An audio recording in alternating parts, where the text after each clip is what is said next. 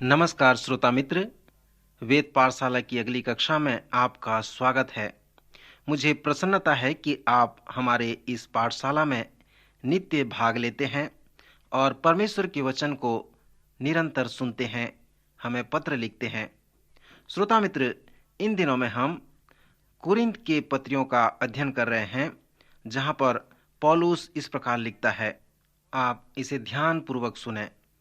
पौलुस परमेश्वर की इच्छा के द्वारा यीशु मसीह का प्रेरित होने के लिए बुलाया गया और भाई सेथिसनेस की ओर से परमेश्वर की उस कलीसिया के नाम जो कुरिन्थ में है, अर्थात उनके नाम जो मसीह यीशु में पवित्र किए गए और पवित्र होने के लिए बुलाए गए हैं, और उन सब के नाम भी जो हर जगह हमारे और अपने प्रभु यीशु मसीह के नाम की प्रार्थना करते हैं। हमारे पिता परमेश्वर और प्रभु यीशु मसीह की ओर से तुम्हें अनुग्रह और शांति मिलती रहे। मैं तुम्हारे विषय में अपने परमेश्वर का धन्यवाद सदा करता हूँ, इसलिए कि परमेश्वर का यह अनुग्रह तुम पर मसीह यीशु में हुआ है कि उसमें होकर तुम हर बात में, अर्थात सारे वचन और सारे ज्ञान में धनी किए जाएं कि मसीह की गवाही तुम में पक्की निकले। यहाँ तक कि किसी वरदान में तुम्हें घटी नहीं, और तुम हमारे प्रभु यीशु मसीह के प्रकट होने की बाट जोते रहो।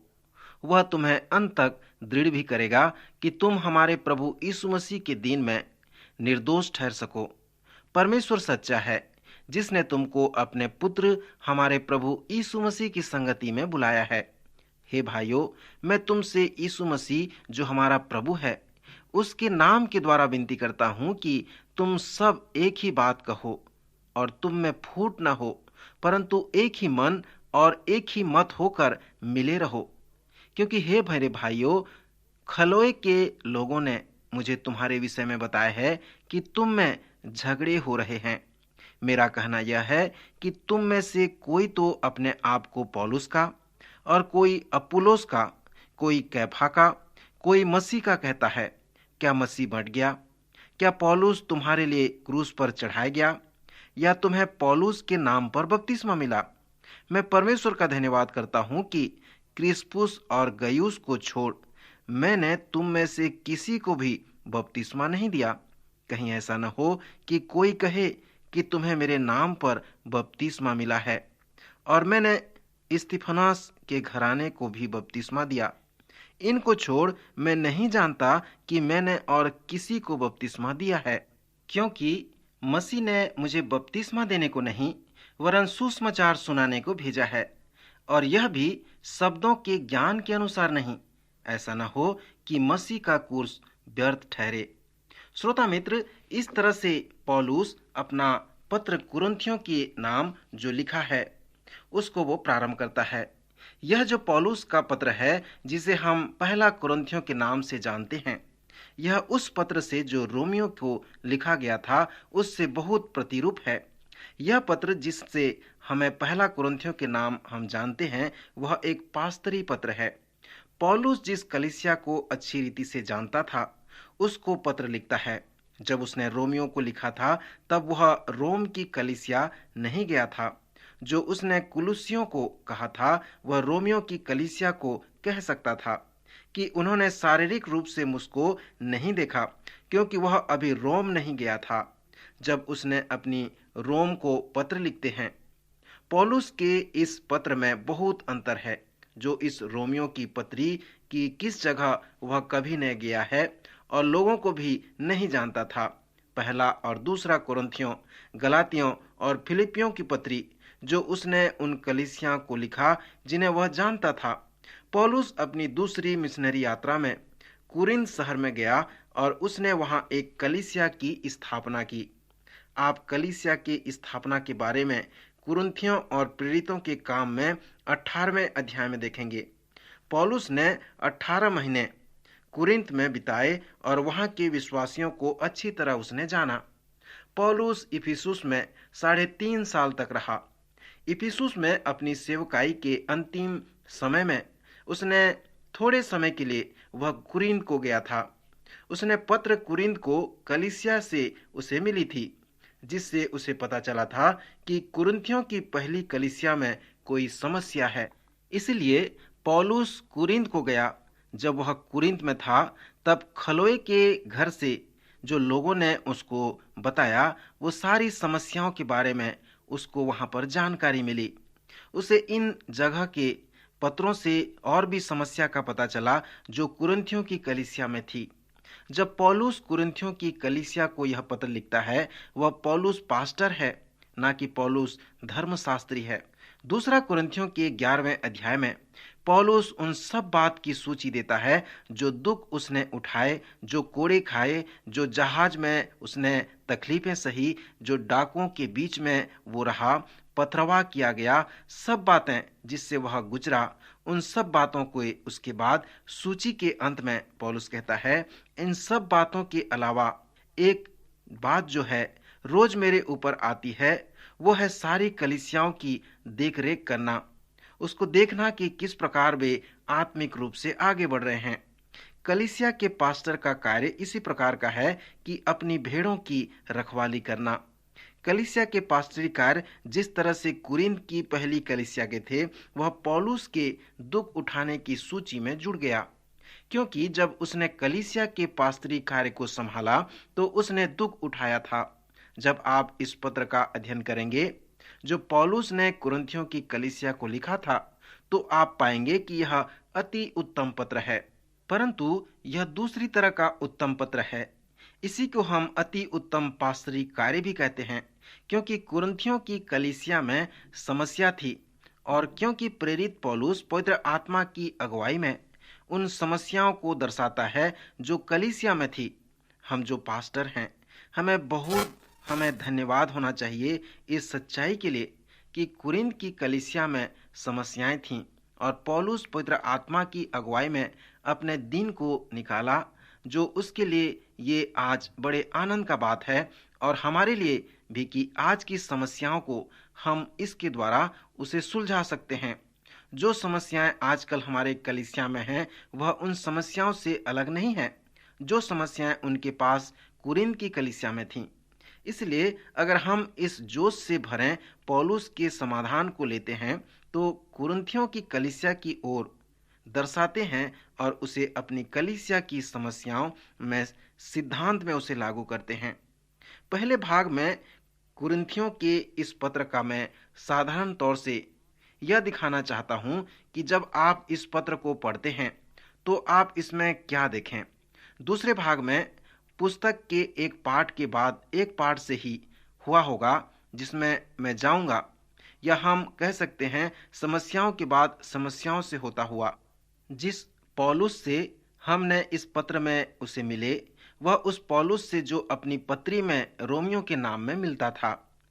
कभी कभी आपने अचम्भा किया कि जब यह पत्र कुरिन्थ को पहुंचा, तब खलोए का क्या हुआ होगा, क्योंकि जो खलोए के घराने के हैं वह पौलुस के ज्ञान के सूत्र हैं, उनकी कलीसिया की समस्याओं के। एक आदमी व्यभिचार में जीवन व्यतीत करता है, अपनी सौतेली माँ के साथ।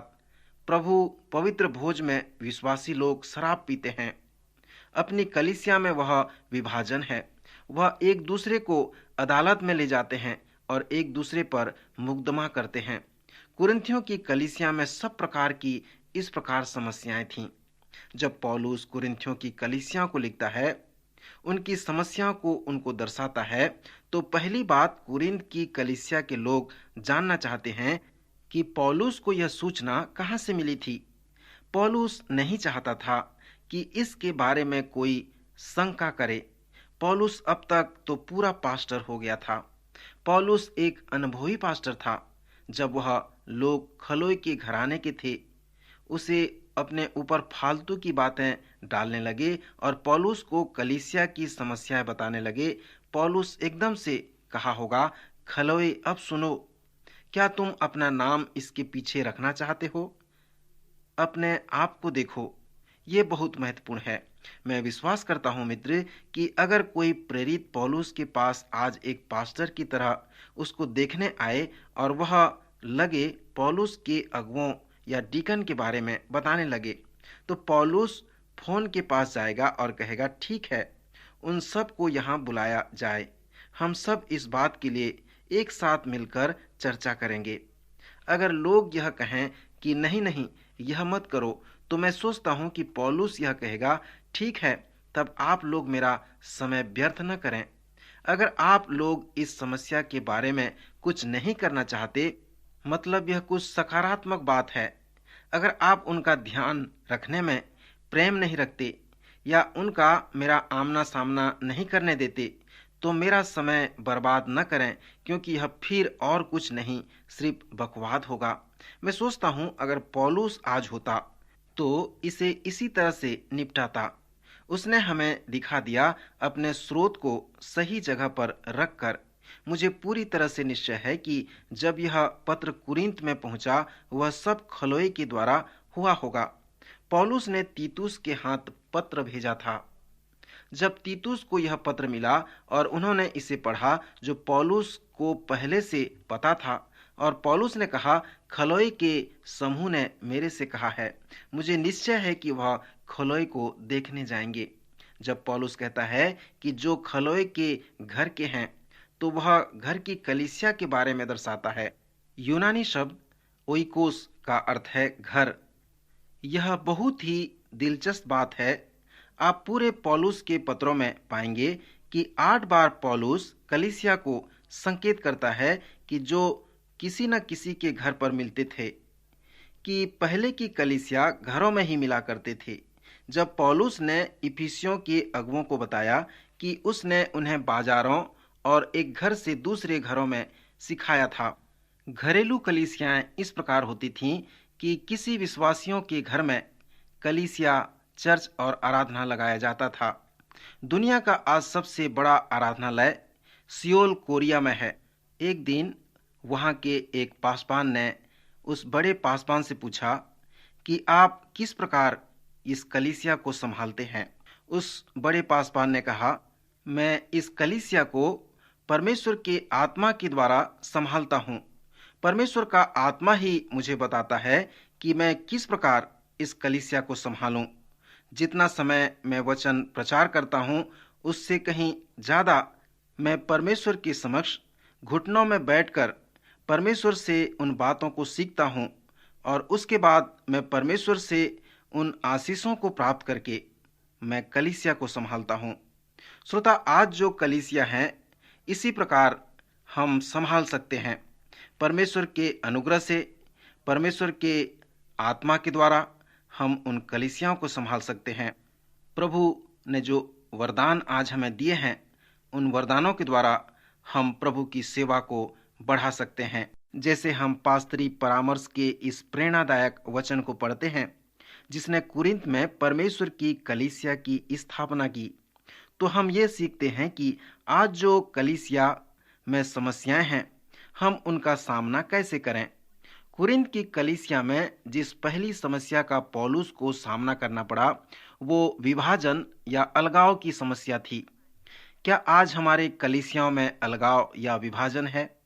किसी ने कहा है कि पहले की अपेक्षा आज की कलीसियाओं में अनेक मत व मतांतर हैं। पहले इस प्रकार के अलगाव नहीं थे जो आज हैं।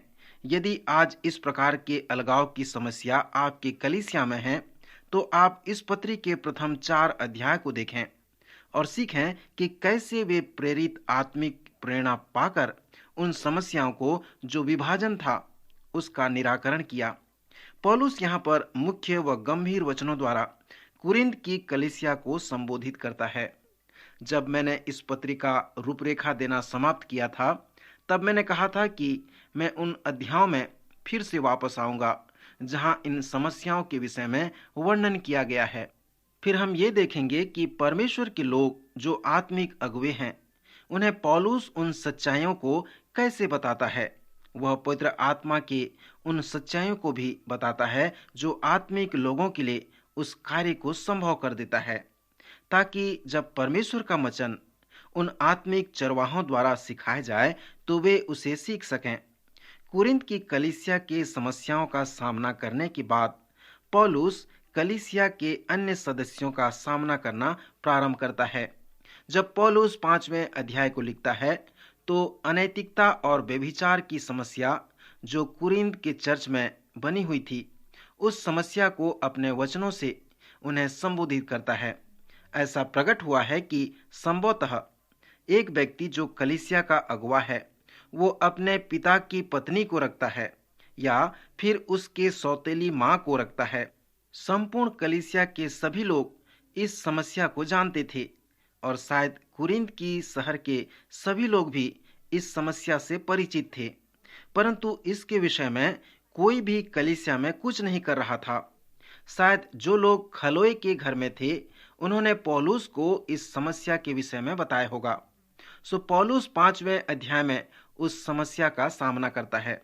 श्रोता मित्र, जैसे आप 5वें अध्याय के इस समस्या को पढ़ते हैं जिसके लिए पौलुस ने कहा है, तो आप दूसरे कुरिन्थियों के दूसरे अध्याय को भी पढ़ें जो उसका शेष परिणाम है। दूसरे कुरिन्थियों के दूसरे अध्याय में पौलुस ने जो कुछ लिखा है वह पहले कुरिन्थियों के 5वें अध्याय का महत्वपूर्ण अनुकरण या परिणाम है। कलीसिया के अनैतिकता व व्यभिचार की समस्या का जब पौलुस ने सामना किया, तो जब आप उस पर ध्यान करें तो आप पौलुस के उस अनुशासन को देखें। यहाँ चर्च के लिए आत्मिक प्रेरणा का अनुशासन है। मैं विश्वास करता हूँ कि जैसे आप इस विषय पर ध्यान करेंगे कि पौलुस ने उन पाप में गिरे हुए अगुओं के साथ किस प्रकार व्यवहार किया, तो आपका मन आनंदित होगा और आप आशीषित होंगे। क्या आज हमारे पास इस प्रकार की समस्या है? क्या इस प्रकार की समस्या हमारे कलीसियाओं में कभी हुआ है? शायद ऐसे होते होंगे। जब ऐसा होगा तो हम इसके विषय में क्या करते हैं? इसलिए हमारे पास ये प्रेरणादायक नियमावली पुस्तिका है जो प्रथम कुरिन्थियों के नाम से जाना जाता है। मैं विश्वास करता हूँ कि पौलुस की ये जो पास्तरी पत्री हमें बताता है कि जब हमें हमारे कलीसियाओं में इस प्रकार की अनैतिकता और व्यभिचार दिखाई दे, तो हमें इसके विषय में क्या करनी चाहिए। 6वें अध्याय में पौलुस कुरिन्थ के अगले समस्या के विषय में लिखता है कि कुरिन्थ के विश्वासी एक दूसरे के अन्यायी थे। जिस प्रकार रोम में चेलों में झगड़े थे, उसी प्रकार कुरिन्थ के चेलों में भी झगड़े हुआ करते थे। वे अपने झगड़े के समाधान के लिए पवित्र लोगों के पास न जाकर अधर्मियों के पास जाया करते थे। वे एक दूसरे के विरोध में अन्याय करते थे। जब पौलुस इस समस्या के विषय में 6वें अध्याय में लिखता है, तो वह बहुत दुखी हो जाता है। वह कहता है कि तुम कहते हो तुम में पवित्र आत्मा है, तुम प्रभु यीशु मसीह के नाम से और हमारे परमेश्वर के आत्मा से धोए गए और पवित्र हुए और धर्मी ठहरे। तुम में जो वरदान है उसके लिए तुम घमंड करते हो, क्योंकि उनमें कुछ चिन्हित वरदान थे, जैसे अन्य अन्य भाषा बोलना, आश्चर्य कर्म करना, भविष्यवाणी और अन्य आत्मिक वरदान। सो पौलुस उनसे कहता है कि तुम लोग बहुत आत्मिक हो, तुम में आत्मिक वरदान है, अर्थात तुम में पवित्र आत्मा है। सो जबकि तुम में पवित्र आत्मा है तो तुम में मसीह का मन है, और जब तुम में समस्याएं हैं तो तुम आत्मिक लोग अदालत में न्यायाधीश के पास जाते हो जिसके पास पवित्र आत्मा नहीं है, और फिर उस अनात्मिक न्यायाधीश के पास जाकर ये कहते हो कि हम आत्मिक लोग हैं, परंतु हमारे पास ऐसी समस्याएं हैं जिसका हम समाधान नहीं कर सकते, और आपके पास पवित्र आत्मा न होकर आप हमारे समस्याओं का समाधान करते हैं, आप हमारा न्याय करते हैं, आप हमें ज्ञान देते हैं जो हमारे पास में नहीं है। पौलुस सोचता है कि धर्म विज्ञान रूप से यह अन्याय है, इसलिए वह उन्हें 6वें अध्याय में कहता है कि सचमुच में तुम में बड़ा दोष है कि आपस में मुकदमा करते हो, वरन अन्याय क्यों नहीं कर सकते हो। तुम अपने समस्याओं को अदालत में लेकर मसीह के नाम को और मसीह की कलीसिया के नाम को कुरिन्थ शहर में खराब करते हो। सो पौलुस उन्हें उनके अन्यायीपन के लिए बहुत डांटता है और उनसे कहता है कि जब तुम में इस प्रकार की समस्या हो तो तुम किसी आत्मिक व पवित्र लोगों के पास जाओ जो कलीसिया में हैं, और वह आपका न्याय आत्मिक रूप से करेगा। श्रोता मित्र, यह एक महत्वपूर्ण अध्याय है क्योंकि यह हमें सरकारी कानूनी नियम और कलीसिया के नियम के मध्य भिन्नता को बताता है। सो कुरिन्थ की कलीसिया में इस प्रकार की समस्या बहुत बढ़ गई थी, परंतु एक आत्मा से भरी हुई कलीसिया इस प्रकार की समस्या का समाधान स्वयं कर सकती है। उसे आत्मिक संसार में लोगों के पास अपनी समस्याओं का समाधान करने के लिए जाने की आवश्यकता नहीं है। इसमें आपका पास्टर भी आपको सलाह दे सकता है। वह आपके समस्या को मसीह की देह अर्थात कलीसिया के साथ समाधान कर सकता है। आपको अदालत में जाने की आवश्यकता नहीं पड़ सकती। जब पौलुस 7वें अध्याय को लिखता है तो इस पत्री के एक नए भाग में वह आता है। यह 7वां अध्याय विवाह का एक महान अध्याय है। वह इस कथन से प्रारंभ करता है कि उन बातों के विषय में जो तुमने मुझे लिखी। इस कथन को कहने के बाद पौलुस न केवल विवाह के विषय में बातें करता है, परंतु वह अन्य समस्याओं के विषय में भी लिखता है। प्रायः ऐसा लगता है कि खलोए के घराने के लोगों से उसने उन समस्याओं को जाना था। वह अलगाव की समस्या को जाना था, व्यभिचार की समस्या और एक दूसरे के विषय में अन्याय करने की समस्या को जाना था। वे लोग जो पौलुस को पत्र लिखे थे, उससे पौलुस ने उनके विवाह की समस्या को और उनके झगड़े की समस्या को जान लिया था। कुरिन्थ के पास अगली जो समस्या थी वह मूर्तों के सामने बलि की हुई वस्तुओं के उसके मांस के खाने की समस्या थी। सो वे जानना चाहते थे कि मसीहियों को उसे खाना उचित है या अनुचित है। सो इसके विषय में उसके पास समस्याएं और भी बढ़ गई थीं। इसलिए अध्याय 8 से 10 में पौलुस उन समस्याओं के समाधान के विषय में लिखा है। फिर 11वें अध्याय तक पौलुस उनके लिए शारीरिक व भौतिक बातों के विषय में लिखता है। जब किसी स्त्री या पुरुष में पवित्र आत्मा हो तो वे आत्मा में होकर चलेंगे या फिर वे अभी भी शरीर में चलने का चुनाव करेंगे। जब कोई आत्मिक व्यक्ति शरीर के अनुसार चलने का चुनाव करता है तो पौलुस उसे शारीरिक व्यक्ति कहता है। आत्मिक लोग भी शारीरिक कार्य कर सकते हैं, क्योंकि कुरिन्थियों की पत्री इस बात का प्रमाण देती है। सो ये प्रथम 11 अध्याय को हम शारीरिक अध्याय कह सकते हैं। किसी ने इसे शारीरिक दोष निवारक अध्याय कहा है। 11वें अध्याय में यह स्पष्ट है कि स्त्रियों को एक स्थान दिया गया है। इस अध्याय में उनके लिए पौलुस के कुछ वचन हैं। फिर 11वें अध्याय के दूसरे भाग में पौलुस प्रभु भोज के विषय में लिखता है और इसे लेने के विषय में वह सुंदर चेतावनी भी देता है। 12वें अध्याय में वह एक और अगले भाग में आता है। मित्र, पहले अध्याय से 12वें अध्याय के पहले पद तक आप उन सभी समस्याओं के विषय में देखते हैं। फिर 12वें अध्याय के दूसरे पद से वह उन सभी समस्याओं के हल व उसके समाधान के विषय में बताया है। वह कहता है कि हे भाइयों, मैं नहीं चाहता कि तुम आत्मिक वरदानों के विषय में अज्ञात रहो। स्पष्ट है कि वे उन आत्मिक वरदानों से अनभिज्ञ थे। सो वह उन्हें पवित्र आत्मा के कार्य के विषय में बताता है। वे पवित्र आत्मा के विषय ये तो जानते थे, परंतु वे उसके कार्य के विषय में नहीं जानते थे। इसलिए 12वें अध्याय में पौलुस ने उन्हें पवित्र आत्मा के कार्य के विषय में बताया है। फिर 13वें अध्याय में उसने परमेश्वर के अगापे प्रेम के विषय में बताया है। इस अध्याय को हम प्रेम का अध्याय भी कहते हैं। जब वह इस अध्याय को लिखता है तो वह कुरिन्थ के लोगों से ये भी कहता है कि पवित्र आत्मा के कार्य के द्वारा उनके समस्याओं का समाधान कैसे हो सकता है। 12वें अध्याय के अंत में वह कहता है, मैं तुम्हें और भी सबसे उत्तम मार्ग बताता हूँ। फिर वह प्रेम का महान अध्याय प्रारंभ करता है। वास्तव में प्रेम एक आत्मिक वरदान है जो चर्च के समस्या का समाधान कर सकता है। 14वें अध्याय में उसने बताया है कि मसीह की देह को किस प्रकार कार्य करनी चाहिए। मसीह की देह को, चर्च के विश्वासियों को एक दूसरे को किस प्रकार सहायता करनी चाहिए। 15वें अध्याय में वह कुरिन्थ के लोगों को पुनरुत्थान के विषय में बताया है।